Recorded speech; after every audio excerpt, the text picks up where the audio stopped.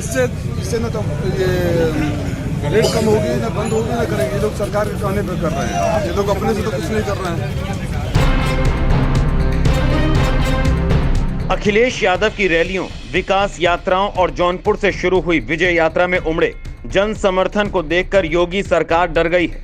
योगी सरकार को अब यह डर सता रहा है कि जनता उनसे 5 सालों के काम का हिसाब ना मांग ले।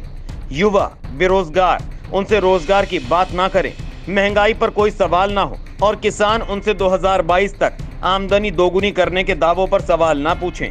लेकिन जनता के इन सवालों को जब अखिलेश यादव ने उठाया तो ठीक चुनाव से पहले बीजेपी अपने पुराने पैंतरे पर आ गई है। आयकर विभाग ने आज सुबह लखनऊ, मऊ और आगरा में सपा नेताओं के घर पर छापेमारी शुरू की।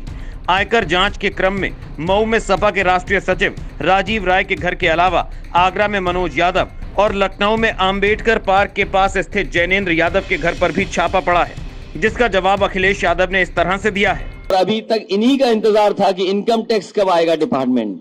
अभी तो इनकम टैक्स आया है, ईडी आएगा, सीबीआई आएगी, न जाने कौन कौन सी संस्थाएं आएंगी, अफवाहें फैलाई जाएंगी, साजिश की जाएंगे, षड्यंत्र की जाएंगे, लेकिन उसके बावजूद भी साइकिल की रफ्तार कम नहीं होगी, रथ की रफ्तार कम नहीं होगी और उत्तर प्रदेश से भारतीय जनता पार्टी का सफाया होना निश्चित है।